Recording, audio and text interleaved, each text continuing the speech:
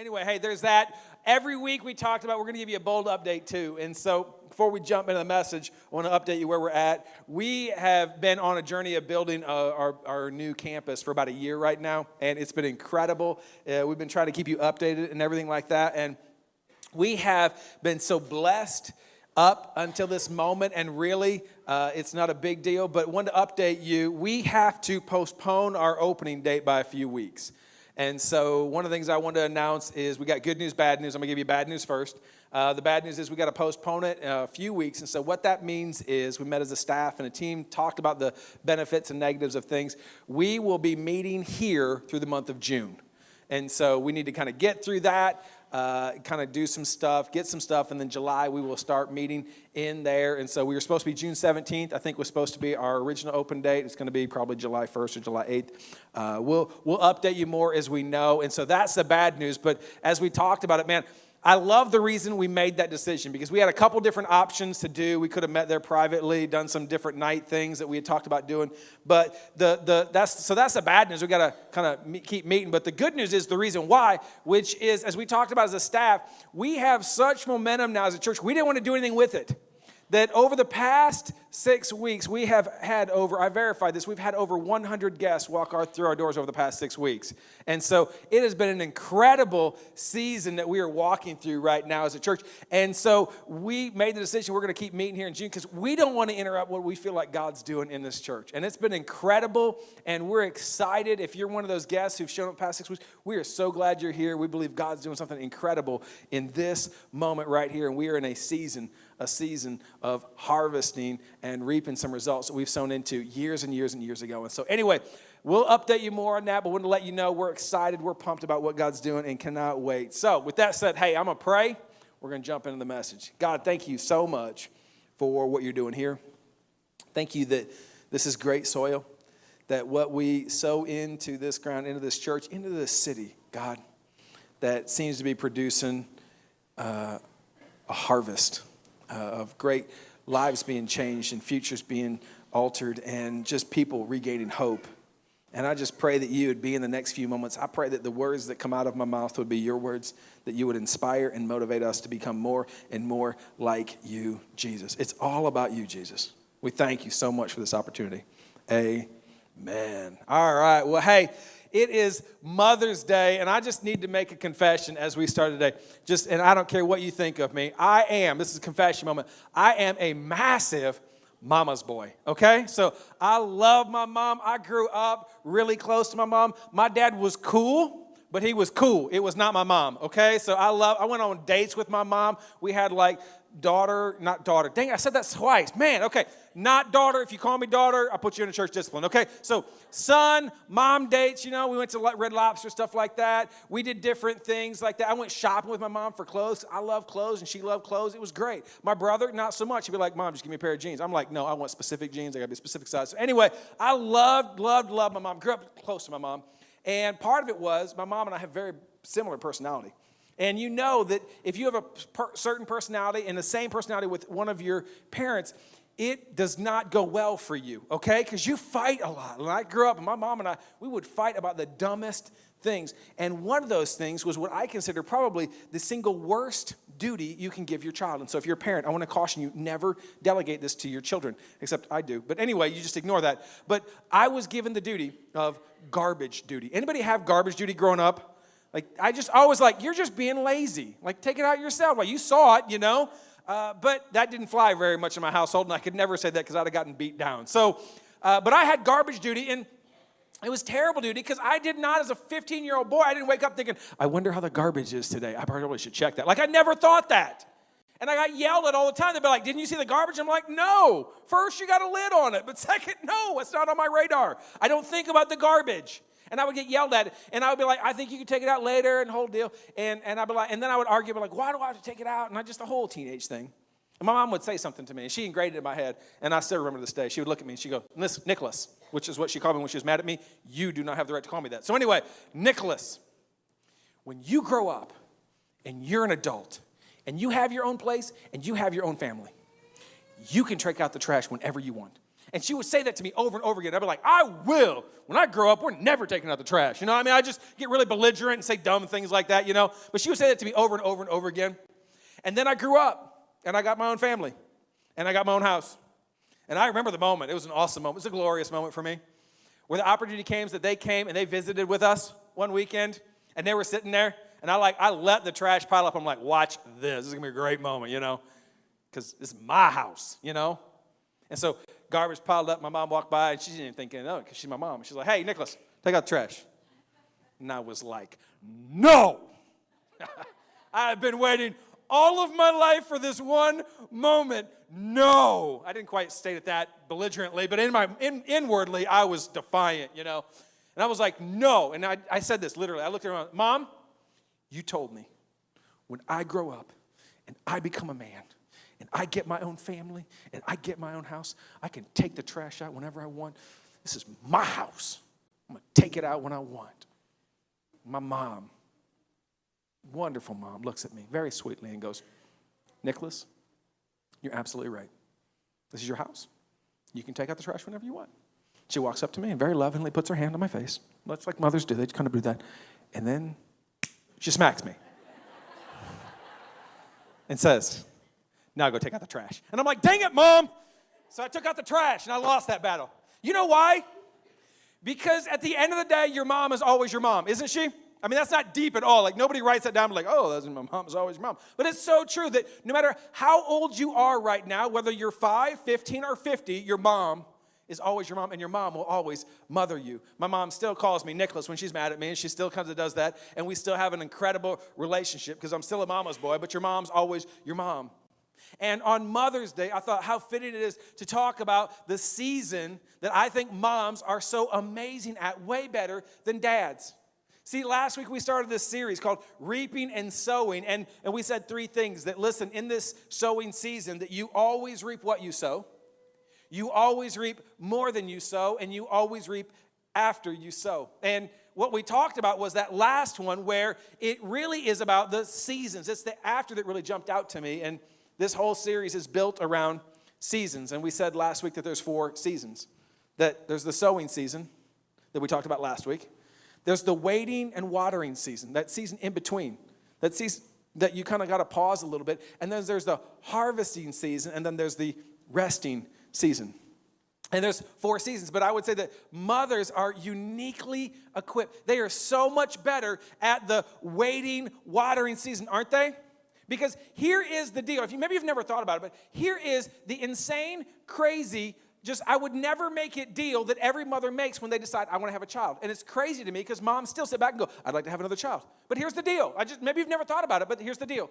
That you agree to start this newfound relationship with this being that you have no relationship with. There's no investment in it yet. You agree that the start of the relationship will be one of the most traumatic, terrible, most painful moments in your entire life, right? Like they literally burst forth from your body, all right? That is, I've witnessed it. It's horrific, okay? So that is how it starts, and you're like, I would like that. Sign me up for that. And then it does not get better because you think to yourself, that's the worst moment. Wrong answer. No, it gets worse, okay? Because after that long night, you're like, oh, that was so exhausting. It's like, buckle up. You're never going to sleep again, okay? That's what happens later. You're like, no, I'm not going to sleep for the next 2 weeks. No, 2 months. No, 2. It just never ends. And it never, you agree, I'm not going to sleep now? You agree that the start of the relationship, they are going to poop and pee all over the place, like on places and things you never thought possible. You're like, how did it, I don't even want to know how it got there, okay? You're just going to clean it up. You agree that this new relationship that you intentionally invested in, that you thought this is going to be a great idea, they will be incredibly narcissistic and demanding of you every day, every moment of your life. They will not think of you. They will not ask how this affects you. They will only think of themselves, and it will all be 100% about them. And it will be like that for about 18 years, right? And here's the kicker. Here's the irony of the whole thing. And just when you're like, oh, they're starting to become little adults that I can connect with. Oh, I'm starting to like my child again. Oh, no, it's great. No, like I liked him at 1 and then 18. There's a gap there, of the waiting and watering where I'm like, I don't know how this is going to work out, But like right when they're like 18, you're like, oh, I'm starting to like him. They're like, okay, bye. And they leave forever and they're gone. And moms every day are like, that's what I want. Yeah, right there, right. That's exactly what I want. And I'm like, you're crazy, okay? So Because dads are terrible at waiting seasons, right? Can we just be really honest? And maybe you're like, I'm not. Okay, whatever, you're weird. But for most guys, like, I'm terrible. I'm like, I remember when my child was like 1 or maybe a little bit younger, and it just laid there like this. You know what I'm talking about? And I had some people walk up to me and be like, isn't this so much fun? And I'm like, no. Like, it just lays there. I'm like, no, it still doesn't move. Like, when can I play with it, you know? And then I threw it up once, and my wife's like, you can't play with it. No more. Anyway, so it was like, because I struggle with waiting, but moms are incredible at this season of waiting. They walk through life, and they get this concept of like, you know what? I'm going to sow some seeds. I'm going to invest in this child, in this relationship, and one day, someday, it will reap a result for me that is incredible. And it's an incredibly important season, this sowing that we start, and this season we're talking about today of waiting and watering. But if we get this season wrong, and this is what I want to talk about because it's in such an incredible season. If you're like me, your temptation is to reap a harvest in a season of waiting. And I said it last week that if you're a parent here today, I see it all the time, that if you want the friends before you're their parents, if you want to reap a relationship, a friend relationship from a child relationship, you will reap way too early and you will mess it up. I see it all the time. Parents are like, I want to be my kids' friends. Wrong answer. You can be friends later, but later's longer. Your children are never meant to be your friends when they're your kids. Eventually, if you do it right, they will be one day, but they need a parent, not a friend. It happens all the time. We don't understand seasons, so we want to reap a relationship that we have not yet waited for it to mature yet. And it messes up. So today, I want to talk about this season because I think moms get this way better than dads. But I think it transcends the relationship of moms and dads into every area of our life as we talk about this season of reaping and sowing, waiting and resting. So we're going to pick up a story. If you've got a Bible, Luke chapter 13, we're going to pick it up. It's Luke chapter 13. If not, we'll put it up on the screen. But Jesus is talking, and he gets done kind of yelling at some people, and he says, listen, I'm going to try to illustrate to you in a story. And he says this. He says, then he, that's Jesus, told this parable. Now, if you're new in church and you don't quite, a parable is just like a story. It's like a fancy story. It's like this thing that's got this moral thing. It wasn't true normally. It's this made up thing to illustrate a point. And so he kind of makes up the story. And he says, listen, a man had a fig tree growing in his vineyard, and he went out to look for fruit on it, but it did not find any.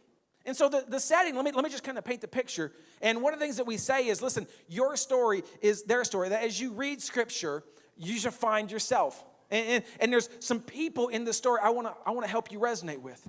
And one of the characters in the story is the owner. The owner is this person who has this vineyard, this kind of whole deal. It's got this kingdom, this little small kingdom, and it's got trees in it. It's got vines in it. In fact, if you study the history, they would blend in the same vineyard, trees and vines, because the source of the tree, the type of tree that you would have, whether it be apple or orange or fig or whatever, that flavor, that taste would actually blend into the wine, and so you put them together because that one thing affected everything else around it. And so he plants this tree, this fig tree, because he wants it to blend with everything else. He's got this kingdom he's kind of setting up. This world is kind of setting up right here. And he comes, and it's so powerful. I love the imagery of this. He says, listen, the tree's there. It's a full-grown tree. It looks right. It looks like it should have fruit. It has no fruit. I think the church is filled with those type of situations. Where I think in America, every single Sunday, what happens is the church is full of fig trees of people who look the part, they look mature, they look old, they look like they got their stuff together, they appear one way, but in reality, their fruit is producing nothing. They appear one way, but they produce something very, very different. And in a lot of ways, we call those people hypocrites. And I'm not talking about struggling with something. I'm talking about there's zero fruit. There's nothing. It really doesn't matter. They just want to appear one way. He says, listen, I got a tree. It's fully grown. Leaves should produce something. It's producing nothing. My first question today is this. What is it in your world that should be producing something that really isn't producing anything? What is it in your world? What area? Maybe it's your finances, your relationship. Maybe it's your marriage. Maybe it's your dating. Maybe it's your kids. Maybe it's, I don't know what it is. But what is it that you look at and say, listen, it should be producing something. There should be some fruit. I should be reaping some reward. I should be reaping some benefit from this. I should be harvesting something. What is it right now that you would say, listen, that should be better than it really is? I have sown the right seeds. I have sown in the right area. I have set it up. I've watered it. I've done the right things. What is it that's not producing what it should. All of us have some. But then it gets even more complicated. He goes on and says this.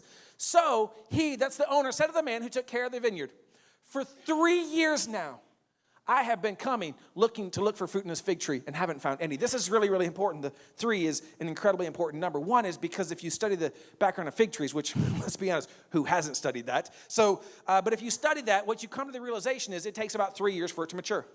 So what he's really saying is I have a 6-year investment. For the first 3 years, I sowed and I waited. I had the right season because everyone, I don't care what you do, when you sow into something, you always have a season of waiting. I waited the right amount of time. I wasn't impatient. I didn't demand too early. And after the first 3 years were up, I came back for 3 more years. And every year I come back and it's producing nothing. I think that's so many of our world right now. That we have areas of our life that it's been year after year, moment after moment, month after month, and you're like, man, this should be producing something more, and it's not.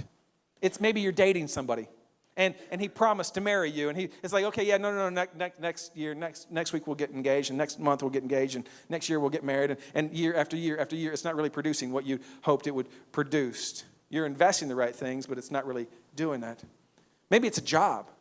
Maybe you're sowing the right season in your job, and maybe you got a boss who's like keeps dangling a promotion in front of you. And it's like, listen, next time we're up for promotion, I'm going to give it to you. You're going to get a raise. Or you're going to do that. I promise.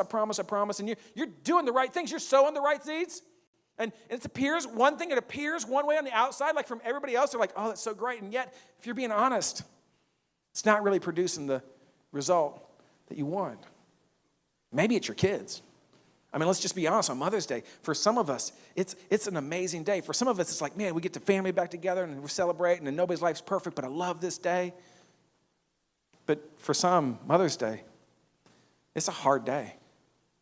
It's a day where very real things like infertility come up and you're trying to sow into something, into a relationship and into a future that you would love, and it hasn't produced what you had wanted to produce yet. Or maybe it's with your kids. Maybe you had kids. And you had kids and you sowed into them and you sowed into them and you sowed into them and you did the right thing. You waited and waited and waited, and yet now they're grown up. It's been more than 3 years and you're like, listen, I gave you the right waiting period, but now you're 25 or 35 or 45 or you're 50. And it's not producing what you had hoped it would produce. And there's frustration there. What I know is every single one of us, you have some areas of your life, whether it be your finances, your job, your relationships. I don't know what it is. Maybe it's a friend. That you keep being a friend to them, and you keep loving them, and you keep text messaging them. But you know what? At the end of the day, when you're being honest, it's all one way, isn't it? Like you keep reaching out, and you keep going after, but it's just one-sided. And it's not producing what it should produce. Everybody, I don't care who you are, this Mother's Day, all of us, we have those moments. We have those things that we're sowing into, and it's not producing what we'd hope. See, last week we talked about you reap what you sow, and that's part of the equation. It's a true statement, but it's actually not a complete statement. Today we're going to see there's a different variable when it comes to that. There's something more when it comes to that, and it's only revealed in the waiting season. But in those 3 years, in the season that leads up to that, 2 things grow. 2 things grow in this waiting season. Again, it's important to understand that. Number 1 is this: the seed grows. Like it grows up. That fig tree, it grew up. We get that. Your kids grow up. You get better at your job, hopefully. Your relationship, even if it's dysfunctional, it gets stronger, or you go more deeper with it, whatever that is. It grows. But the second thing is what I want to pause and talk about for a second, because while that grows, something else grows too. Weariness grows, doesn't it? Like, it's easy to sow into things. It's easy to start. It's somewhat easy to harvest. Like you get close to the finish line, you're like, oh yeah, I got this. You know, you're a week out and the whole deal. I got to marry a couple yesterday, and it was incredible because they had waited and did so many things right, and they were right at that finish line. And I was like, was it hard? And they're like, no, because they're close. She's close. But let me tell you right now, it's hard. It's hard in the waiting season. It's hard in the middle of it when you can't see the finish line and you're also far from the starting point. It's hard in the waiting season, and it's so easy to grow weary. Last week we talked about that passage. You reap what you sow. And at the very end of it, maybe you don't remember it, you can look it back up, but it ends with Paul's admonishment. It says, listen, do not grow weary of doing good. You know why I would say that? Because we grow weary. Because it's hard. It's tiring, isn't it? It's one of the reasons that we struggle so much with as a church. Because listen, if you're a volunteer here, the news that we're going to be here in June, I'm just going to call it out, not the best news, is it? Like if you get here, don't shake your heads at me. Don't agree with that. No, that's like some of you are like, Like, no, but yes, no, it's so bad. And it's if you get here at 6, you're weary, right? It's so easy to get weary of doing good. It's so easy to get tired. I get that. If you're in a marriage and you're there and you're struggling and you're trying to it's so easy to get tired. It's hard to do the right thing over and over again and still not see the fruit that you want. It's hard to continue to love somebody who's only one way. It's hard to continue to invest in a job where you feel like you're underappreciated. It's hard to keep giving to an organization or whatever where you're seeing no fruit and no stuff come out of it. I get it. I just want to encourage you. If what you're doing's good, don't grow weary in the waiting season because there's a harvest season coming. And it's going to be incredible if you see it through. It's going to be awesome. I believe that our church, in so many ways, we are, from a number standpoint, we're in a harvesting season where we're seeing more and more people come every single week. It's incredible. But I'll tell you right now, it's only possible because we got volunteers who get up every week and they're tired and they're going, I'm not going to grow weary and I'm not going to give up of doing good. If you're a guest here today, I'm telling you, it's because we have 164 volunteers who make this happen. And they get up and they go, I'm not going to grow weary. But it's so easy. It's so easy to do that. 3 years he does that. 3 years he comes back. 3 years the owner is now ticked off. He goes on. I love this. Cut it down. Why should it use up the soil? It's so important. There's this next step for you. Here is the first step. There's 3 actually today. Number 1 is you got to cut some stuff off. You've got to cut. It sounds so harsh. It sounds so bad. Sit back and cut it out. But I would say this. I love this because the image of this story, the owner is, I believe, God in us. The owner is the person who sees what we don't see, who sees the future, who sees the kingdom, who sees the world, who sees what we get to manage. And he says, listen, there's something taking up soil in your world that could be used for something else. You have some potential. But what's happening is you've got one thing that seems to be sucking up all the resources and distracting you from what you should be doing. And isn't that so true? That in this room right now, I can just pick apart the stories. And I know some and I don't know others. But your world's pretty good except for one area. And if you're not careful, that will consume and suck up all the mind share, all the resources, all the emotions, all the heart, all the passion that you have in your life. I see it all the time. I see parents who their world is great. They got a good job. They got a good marriage. They got good finances. But their kids aren't what they thought, and it consumes them. And they're broken, and there's guilt, and there's shame. And maybe they're from a divorced home or a broken home or whatever that is. And so they treat the kids differently. And so the kid turns out differently than the rest of the kids or other kids. And so not only do they have the guilt and shame of the brokenness, but they have the guilt and shame that the kids not behaving the way that they should be behaving, but they don't want to do anything because the kids had such a hard life. And so there's this guilt and this circular kind of thing. And it's consuming over and over and over again. It's in our world. Or I see people, they got a job.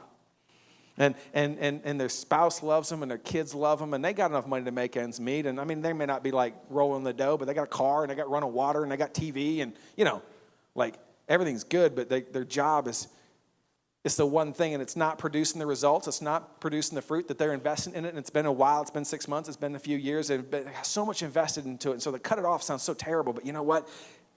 It's sucking up all the joy and the life in their world. For some, it's a high school student. Like you're there, and man, your parents love you, and your world's not perfect, and you're pretty good at school, and you're pretty athletic or whatever, and you got some friends, but maybe you're not the most popular person in the world, and somebody said something to you or whatever, and you got one area of your life, and it's not good. And it's so easy to let that one area in high school especially, I mean, if you're there, such an impression, it's so easy to let, that boy doesn't like me, or that girl doesn't like me, or I don't have a boyfriend, everybody else got a girlfriend, or whatever that is. It's so easy to let the one area of your life just consume all the soil in your world. Happens all the time. And he says, listen, cut it down. Some of you here today, it's harsh. It's harsh. But you need to start cutting some stuff down. You need to walk through some relationships and sit back and go, is this producing the fruit that I need it to? If not, cut it. You need to walk through and sit back and go through maybe some other, maybe some parents. That sounds harsh. Happy Mother's Day. Maybe it's your kids. Because you're like, oh, they're still growing up. Nope, they're 50. Kick them out, okay? Just so we're clear. He's not growing up still if he's 50. You need to cut him off. Because it's not producing what you want it to produce. You've got some friends that you've been friends with for years. Like, oh, Nick, you don't understand. I grew up with that person. I know they're not perfect. And I know they're probably not the best for me and the whole deal. But we've been friends for 25 years. I just know, I don't know. It's probably not beneficial, not producing the fruit I want. But it's like, cut it down. You need to go through your Facebook today and start auditing your Facebook feed. Start auditing your phone book. Start blocking some people that are unhealthy for you because they're taking up valuable soil in your world. And God wants to use that for some amazing other things, but you're so consumed with what you don't have. You're so consumed with what's broken. You're so consumed with what's not producing what should be producing that you can't see everything else that God has for you and everything else God could do in you. And the only way that you're going to get there, the only way that you're going to start to see that is when you cut it down. I love that. This is why it's incredibly important to have a relationship with God. Because at the end of the day, and I've said this the whole series, that you can be a non-Christian and kind of get this whole series. Like everything that we say today applies. You don't have to believe in God to do it. But I will tell you this, that in the story, I believe God is the owner and God is the one that sees what you don't see. Because you're going to see the servant here in a second who is you. And without the owner's perspective, you'll never make the right decisions. Because you'll never hear the truth that you need to hear. I would say that you also need some other people outside of it. See, the servant is so close. But the owner is objective. And the owner walks in. I don't know how many times he comes. Sounds like he just comes once a year. Sounds like all he cares about the results. Sounds like he's just kind of a little bit harsh reality. But he comes in and goes, hey, that's not producing. Cut it down. Some of you today, you need to cut some stuff down and cut some people out of your world. Now, I got to have a qualifier because somebody's going to take what I'm going to say and really misquote me. This includes everybody but your spouse, okay? So just don't walk out of here like, honey, I'm sorry, cutting you down. Sorry, I just, been a good, wrong answer. No, you don't get to do that, okay? So if you're married, done. Sorry, you don't get to cut that one out. That one's, everybody else, you're on the table, all right? So just, so we're clear on that. Don't want to be misquoted. Spouse is not on the table. All right, goes on. Sir, this is the servant. The man replied, leave it alone. See, the owner's focused on results. The servants are worried about the relationship, right? Because if you've ever grown anything, isn't there a temptation? If you got a dog, if you got a pet, maybe you got a tree, I don't know. Maybe name the tree. Maybe its name's Carl. I don't know why Carl. I just like the name Carl. But, he's got trees. It's like the owner walks in, cut it down. You're like, don't cut down Carl. There's a relationship there. He says, leave it alone. I'm going to predict some of it. I'm talking right now, and some of you, you're mentally arguing with me, and you're telling me to leave it alone. Or your spouse nudged you. Or your mom or dad or your daughter nudged you, and you didn't say it out loud, but you're the servant. You're saying, no, leave it alone. Listen, nobody's perfect. I can't move past it. I can't cut them out. I can't move on from that. I can't let that job go. I can't move. Leave it alone. But I love what the servant says because the servant has a perspective that I think we all need in our life. He says, leave it alone for one more year, and I'll dig around it and fertilize it. If it bears fruit next year, fine. If not, then cut it down. See, for some of you, as I'm walking through this, you've got this relationship. You've got this thing that is just, maybe it's abusive even. Maybe it's just messed up. I don't know what it is, but you keep making excuses for them. You keep making excuses for why they don't show up or why they didn't help out or why, you got all these excuses or whatever. It's not producing the fruit that you want. I want to encourage you, and you're like, Nick, I can't cut them out. Cool. Here's what I want to challenge you to do. Here's what I'm asking you to do. Put a time frame on it. Give it a time. Let's just give it some time. That's ambiguous. Give it some time. Could be 10 years. No, it says, here's the deal. One more year. One more year, and if it doesn't do it, then we're going to cut it. Some of you, you need to put a time frame on it. You've got a boyfriend or girlfriend, you need to put a time frame on it. You need to put a time frame on it before he puts a ring on it, okay? You got to figure that thing out, okay? You've got to put a time frame on the relationship, the job. I either get a raise or I'm leaving. I either do this. You got to put a time frame on your struggle. Because if you don't put a time frame on it, you will spend the rest of your life struggling in an area and using up soil that God's got and he wants to bless you with. He wants to do something in you. But you're so focused on what you're going to lose that you're missing what God wants to give you and what you could gain. And you're so focused on losing Carl and losing the figurative tree and whatever that is, that you're missing the fact that God really is a God who loves you. And he's got a perspective you don't have. And he sees the whole kingdom. You're just seeing the tree and he's got a kingdom. And he's going, no. You don't understand. I want to replace it with something. All you can see is loss. You can't see the future.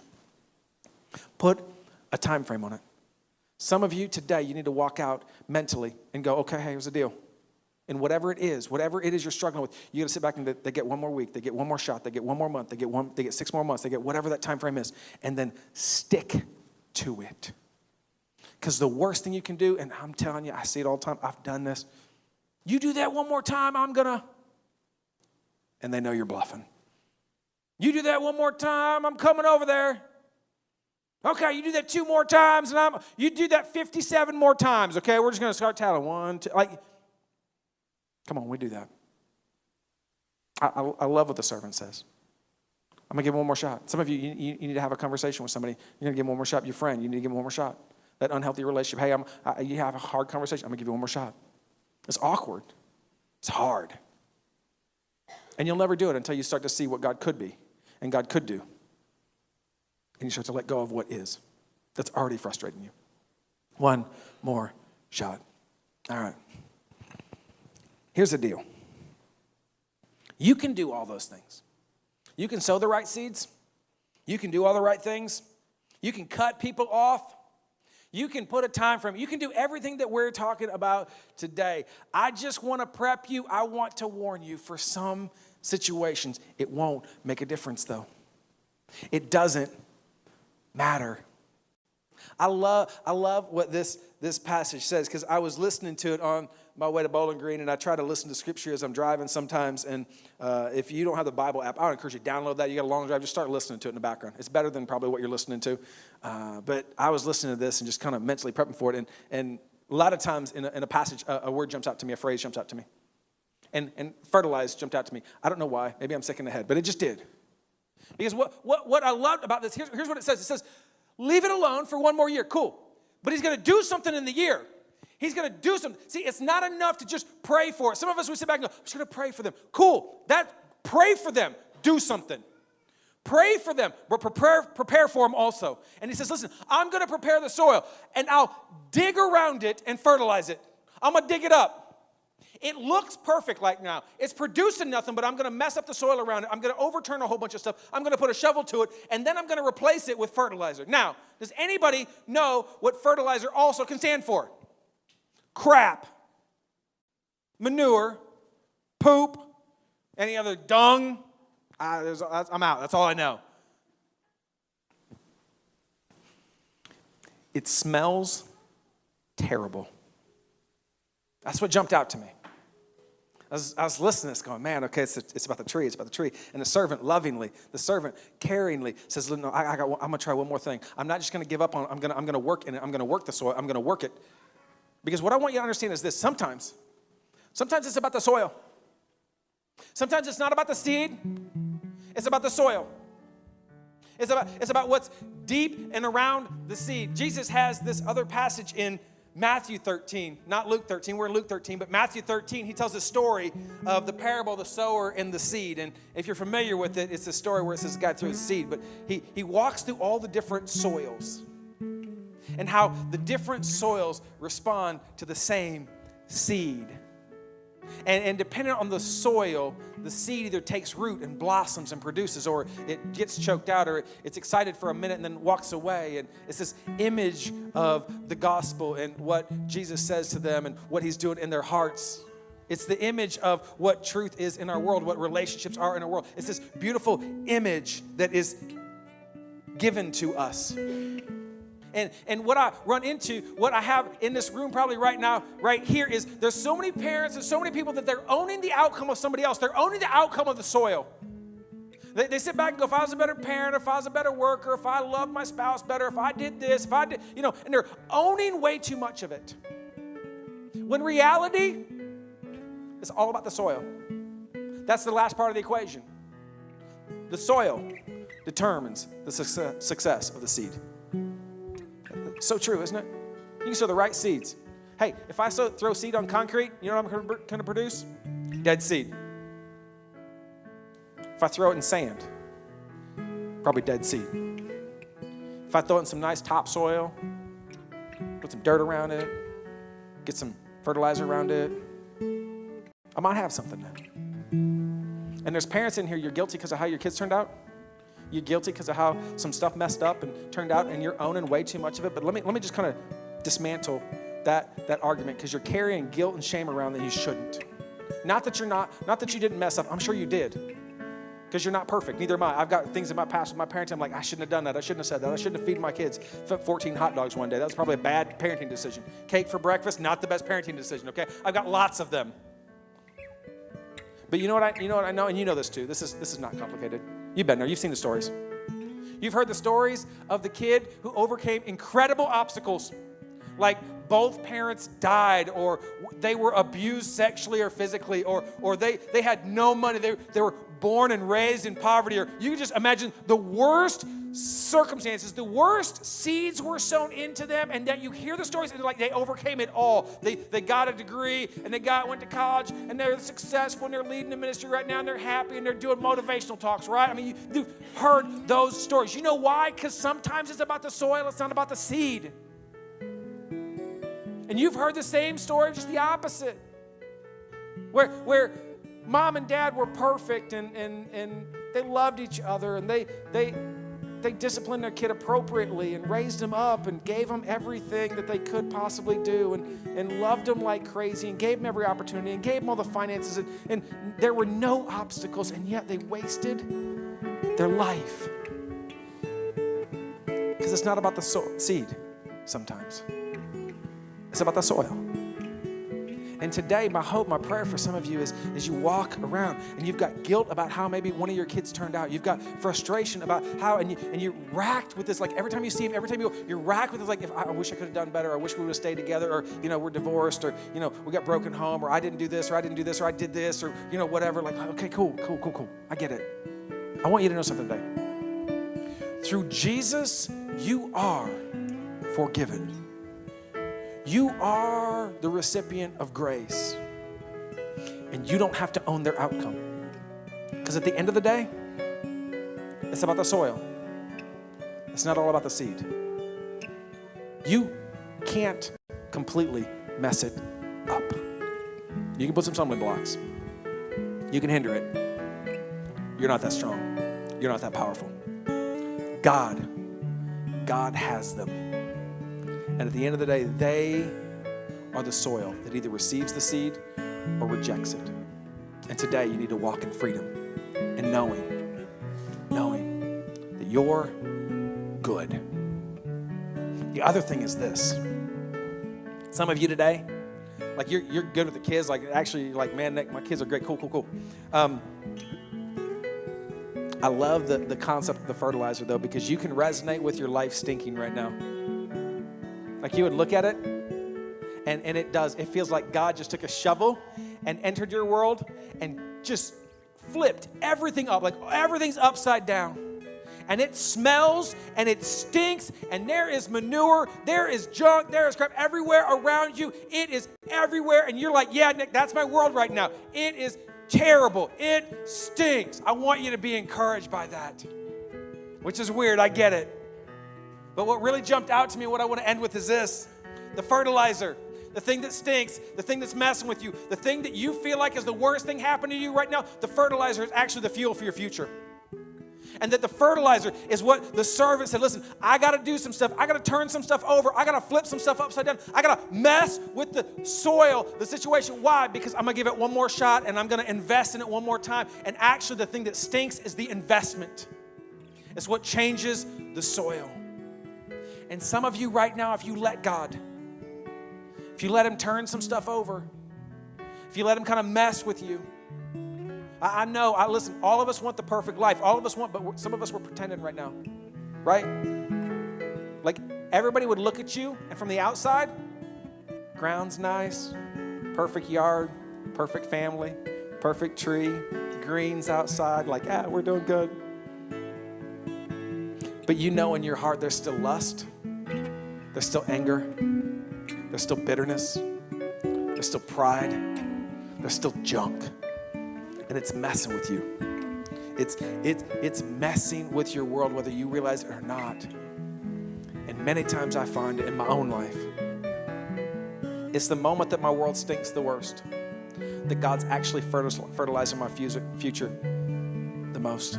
That He is investing in me. He is turning some stuff upside down so that I can in turn go back into the city and turn this city upside down. And God wants to do the same thing with you. God wants to do the same thing with our church. So I want to ask everyone, would you all stand with me? I want to encourage you. You've got one of three next steps this week, and I don't know what they are, but number one is this. Some of you need to walk out of here today, and you know it. You need to cut some stuff down. You need to cut it out. You need to be done with it. You need to audit that friends list, audit that kind of Facebook feed, audit that Twitter feed, audit whatever. It is destructive. It is soil that is taking up space. That's messing up your future. Some of you need to walk out of here, maybe with your spouse, maybe with a friend or not. I don't know what it is. Have a conversation and put a time frame on something. And I don't know what the time frame is. It depends. But you need to put a time frame and go, listen, if this isn't resolved in the next 6 months or the next 6 weeks or whatever it is, and have the courage, pray through that, invite some accountability around and sit back and go, listen, I'm going to make this decision. It's a hard decision, but I got something that I'm holding on way too tightly, and I'm not sure I completely trust God with. So you're going to invite some accountability to pray with you and then hold you accountable when that time frame comes up so you have the courage and the boldness and the strength and the support to cut it down. Some of you need to be okay with the garbage and the smell around you, because while it doesn't feel like it, it's actually an amazing, sweet aroma of God saying, I still believe in you. I'm not done with you. I love you, and I'm investing in your future. I'm investing in what's next for you. And this thing that you hate right now, that you didn't ask for, that feels like it flipped your whole world upside down, is the very thing. It's the fertilizer. It's the thing that's going to fuel what's next. I don't know where you're at. My hope is that you let God turn your world upside down. I've walked through those seasons. I've sacrificed some stuff. I've walked away from relationships. I've done it all in the hope, all in the anticipation that there is something better. And every time, God has never let me down. Every time, the best is yet to come. Let's pray. God, thank you so much for your grace, your work, your wisdom, your mercy. I pray that we would walk out of here free of guilt, free of shame. We would walk out of here and maybe let some stuff go that we need to let go of, that we would cut some stuff off, that we would move past it, that we would start to walk into your destiny instead of hold on to our past. I pray for those whose world's upside down, who just feel like somebody really did take a shovel to it. And it stinks, it smells, it's rotten. Pray that they would lean into you, trust you, trust that you're doing something great, trust that you're not done with them yet. And in fact, the smell actually is the reminder that there's something better in the future. Help us be who you've called us to be as a church. Run towards you and embrace a season of waiting and watering. Love you and thank you so much, God. We pray these things in your name, Jesus. Amen. Hey, you have an amazing week. We'll see you next Sunday. God bless. And I sing because you are good.